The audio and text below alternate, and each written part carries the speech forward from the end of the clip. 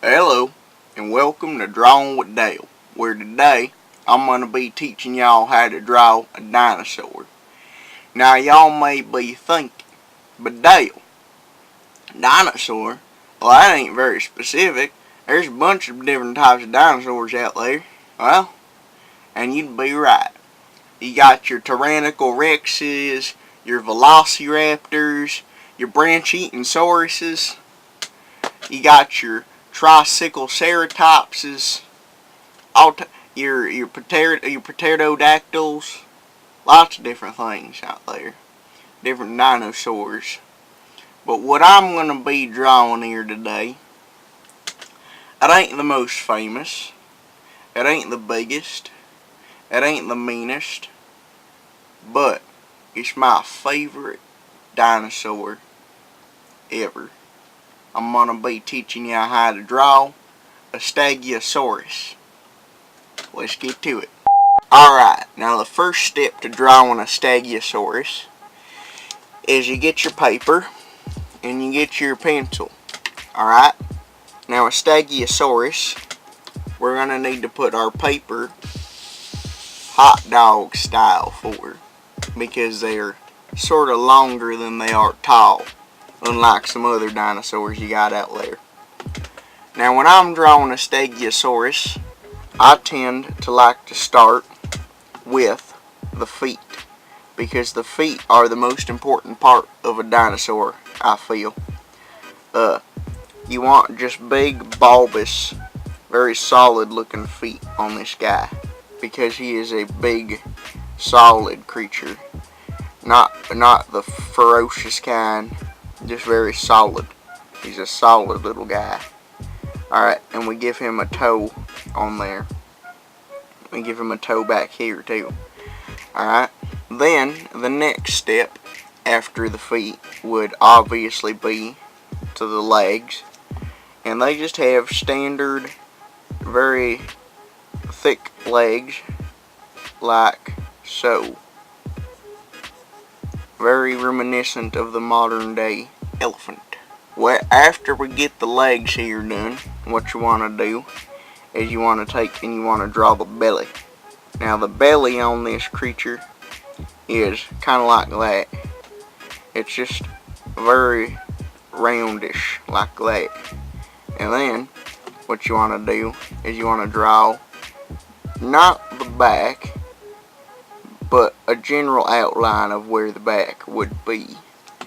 And the back on a Stegosaurus is kind of mountainous, like this. Kind of like a turtle almost, or camel. And they got these here little tails on them, like this. It's very much like if you had an elephant and a turtle and they made a baby of some sort. That's kind of like what a Stegosaurus here is. Now what you want to do is you want to move on to the head, and they got kind of a neck on them like this, and then like that their head goes out like this, and it's kind of like they got some sort of weird turtle beak. You know, a Stegosaurus is a lot like a turtle, come to think about it, so far anyhow. And then they got actually a little bit of a beak on them like this, and then their mouth like that. They eat plants, so you don't gotta worry about them. They eat plants. They're good guys. If you ever wanted to meet a dinosaur, this is one of the dudes you'd want to meet right here. Stegosaurus. And then they got eyes. Now I don't know what a dinosaur eye is supposed to look like, so I'm gonna draw eye, and eye kind of like this. I think that's pretty good. I think that's pretty realistic to what a dinosaur eye looks like. Well, then what you want to do is they got these spiky backs on them. Alright, so you want to just give him his shell that's going to have the spiky spikes on them, like this. I don't really know if it's a shell or not, but it's kind of like a shell almost. And then they got plates also, so you put a plate on it like this. Not the kind of plate you eat off of, but just a an armor plate. You know, like something that stops bullets. Except I don't think these are bulletproof. They didn't have guns back then to worry about. They wouldn't have had to adapt to gunfire situations like we got today. Dinosaurs were a lot simpler creatures. We want to keep putting our little shapes on here, our plates for the dinosaur. We can make them more blobular as we go along. People only pay attention to the first stuff you draw. They don't pay attention to anything that comes later. What you draw first is what people's gonna see first. Because if you think about it first, then that's what everybody else is gonna think about looking at first. So that's about how it goes. Whatever you draw first, that's what everybody's gonna see first. So don't worry about what you draw later. It don't matter. That's the way I like to look at things. So now we just want to continue on here with this little Stegosaurus shell. And just come on and get these plates done. And then once you get the plates done, what you want to do is you want to do the next step. And the next step is taking and adding his spikes to them. And they're kind of like this. They're like some sort of weird crystal shape to them. Like a diamond if it got hit in the face with a shovel too many times. And there we have the spikes of the Stegosaurus. Now I can just do a little bit more details here. Let's give him some knee wrinkles to show wiseness and age in this Stegosaur. And let's give him a belly button, because all animals have a belly button. That's a true fact. I learned that in 3rd grade. And then we want to make sure that his tail is part of his body and not a separate attachment. That's always nice. And we can add a detail here on his shell, just an edge to it. They always have these. It's for extra support. It makes sure their structure of their shell is integral to their body. And then I think maybe this guy should not be floating in space. He should actually be walking on the ground. So that's what I'm going to add here next. I'm doing a full picture, not just one piece here. And we'll make sure it's good. So what we got here is we got the ground. And now these guys here eat plants. So I'm just going to take me and clean my eraser. Good enough. And I'm going to erase his mouth. And I'm going to be putting a beak on him right here. And then I'm going to be putting a beak going up like this. And do that. And I'm going to give him a little lizard tongue like this. Triangular. That's how all they are. And then let's make a nice little bush here that he wants to eat. He's going to eat it. And he's going to enjoy it. It's like a salad. But usually people who eat salad all the time aren't as big as a Stegosaurus. But this guy here, he's a big fella. But he only eats plants. I don't understand it. Now we put some berries on the shrub or the bush or the ground dwelling plant here. Whatever you want to call it. There's probably too many names to think of. I sure as heck can't think of all of them. So we put that there. It kind of looks like a sea sponge. Kind of looks like SpongeBob's parents. That's okay. If you're drawing a bush and it looks like a sea sponge, that just means you did a good job. Learn it from watching me. That's how I do it. So it's perfectly fine to do it that way.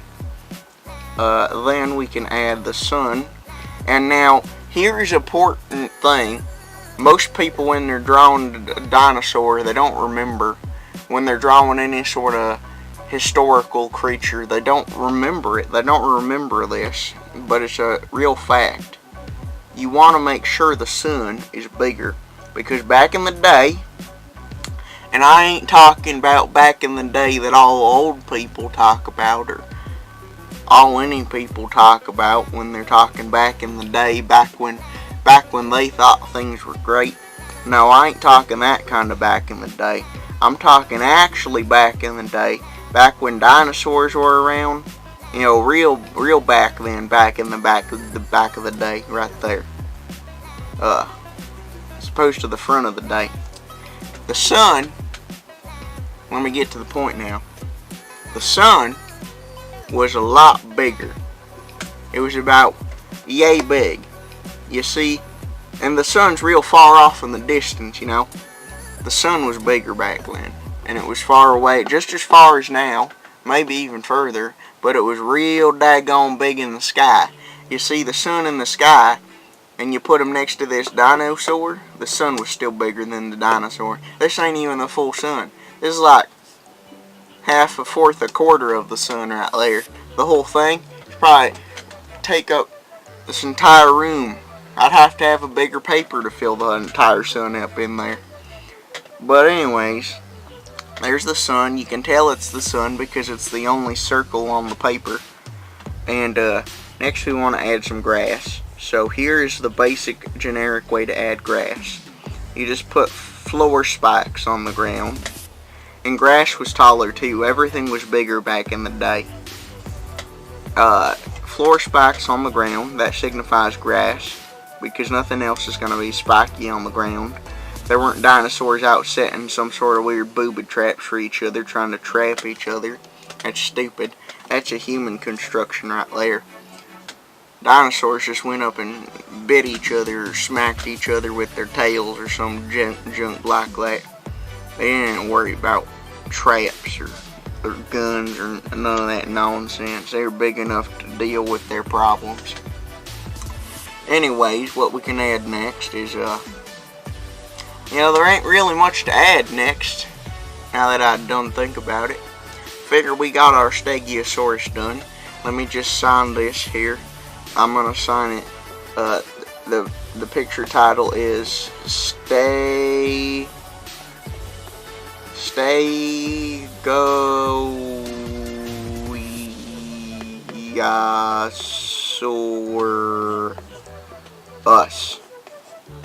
Stegosaurus by Dale. Right there.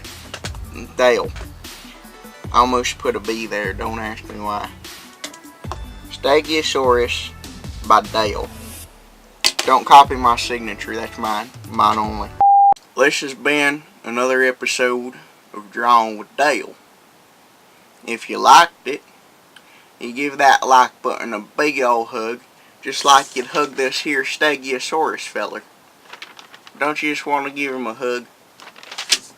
Anyways, you give the like button a hug. That's one step. That's step one.